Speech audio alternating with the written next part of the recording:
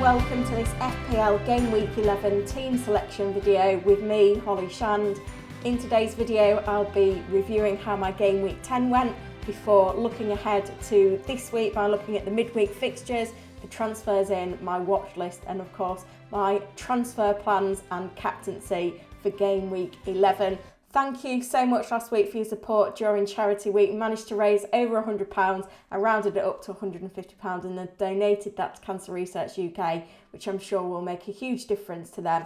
If you're new around here, don't forget to give this video a like and subscribe to the channel. Let's get into it. So starting off then with my Game Week 10 review, I need to learn a lesson.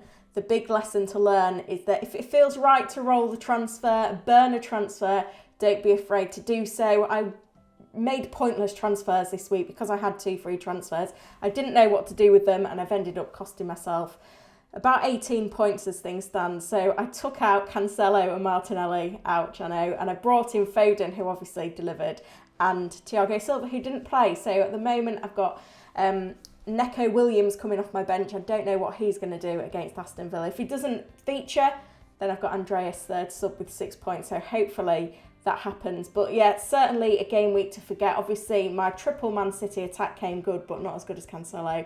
Tony managed to get a goal, a penalty, Zaha got an assist, and Trippier also delivered as well. But other than that, there was a lot of disappointments in my squad. Mitrovic obviously didn't feature, which we was expecting, but I'm happy to hold him for Game Week 11 and that fixture against Bournemouth. As I've mentioned then, it's midweek fixture time. We've got 7 Premier League teams in action in Europe once again. 4 fixtures in the Champions League, 2 in the Europa League and 1 in the Europa Conference League. So if possible, try and delay your transfers until Friday. Remember, it is a Friday deadline, so make sure that you've got your transfers in after the press conferences on Friday, unless you've got exact funds, of course, in which case you may want to do them slightly earlier. Looking at the top transfers in, and not surprisingly, Phil Foden leads the way. He's now the highest scoring midfielder in the game, having started every single Premier League game for Manchester City this season, and he's certainly in a purple patch as well. 5 goals and 1 assist in his last 3 games, and in Game Week 10 he really impressed. He was second for shots in the box with 4, as well as shots with 4, and second for key passes with 4 as well, which just shows you his ability to notch up attacking returns in a variety of ways. The second most transferred in is João Cancelo.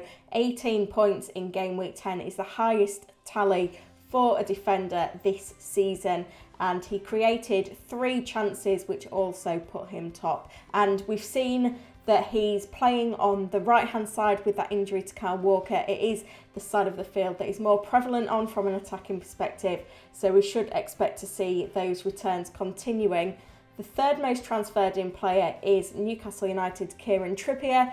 I seem to say this every week. He topped the crosses tally with 4. He also was top for corners in Game Week 10 with 6. And over the course of the season, he is top for corners with 32, second to Trent, which has taken about 22, and then top for corners with 46, second to James Ward-Prowse with 36. So that just shows you the amount of creativity we're seeing from Trippier this season. And all of the stats in this video are taken from the Fantasy Football Hub Opta Tour. You can save on your subscription to access the Opta Tour by clicking the link in the description below. I've added 3 players to the watch list for Game Week 11, starting off with Scamacca at West Ham. Really impressive numbers in Game Week 10. He was top for shots and shots in the box with 5, as well as shots on target with 3 and big chances with 3. And he also led the way for non-penalty XG at 1.36 with 3 headed attempts on goal. And as well as that, expected goal involvement, he was top. Again, joint top actually, with a couple of other players that I am going to discuss in this. Something else to note though is that Antonio came on for the final 10 minutes for West Ham, and he also looked really lively. Had 2 shots on target and 2 big chances in just 10 minutes, and an XG of 0.88, which puts him 5th among all players. It's a really impressive cameo performance from him, and there is that continued concern that these 2 players are going to share minutes. Another West Ham player making the watch list is Jarrod Bowen. We now can say confidently that he's first choice penalty taker for the Hammers, and he had a very good game. He had 5 shots on goal, 4 shots in the box, and he was second for big chances with 2, third overall for XG with 1.32, and joint top with Skamaka and a couple of other players for expected goal involvement. And he's still a bit of a differential. He's in under 10% of squads right now, and we've got to remember that West Ham have quite a favourable run of fixtures. Southampton away in game week 11, the only side not to keep a clean sheet in the Premier League this season. I don't think we need to be concerned about Liverpool in game week 12 given the way that they're defending. Then they've also got Bournemouth, Crystal Palace and Leicester before the World Cup break. The final name on my watch list is Arsenal's Bukayo Saka. I went into game week 10 without any Arsenal midfielders, and boy did they punish. But Saka has been going under the radar recently, but he really is delivering now. He obviously scored 2 goals in that game. He was second for shots with 4, first for shots on target with 3.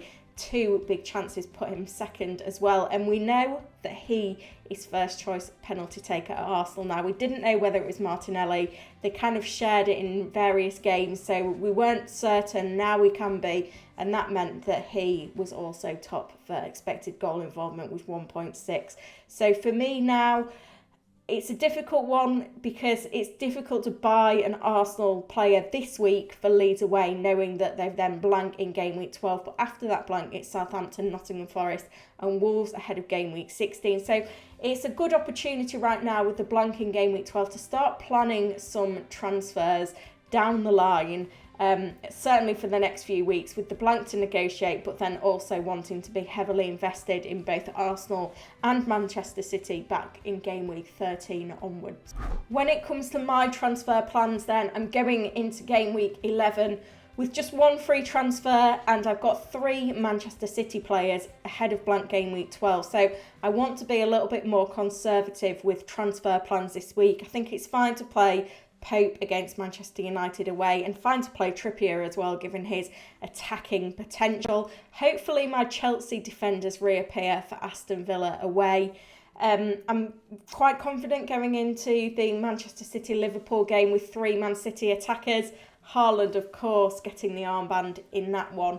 I think I'm actually going to roll the transfer this week, and my starting players kind of pick themselves, provided Mitrovic is fit. Even if he isn't fit though, I'm happy to hold him and have him as an option in game week 12. Looking at my transfers going forward, I could be quite tempted to move Kevin De Bruyne on for Jarrod Bowen in game week 12, and that will release funds so that in game week 13 I can get back onto João Cancelo and hopefully onto Bukayo Saka as well. So there's certainly plans for those players on the watch list to make an appearance in my team very soon.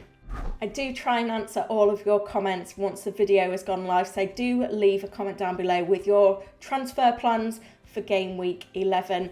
If you are new around here, hit that like button. Let's try and get to 500 likes, and we're very, very close to 15,000 subscribers, so make sure you subscribe. I'll be back on Thursday with the game week preview. Good luck for FPL Game Week 11.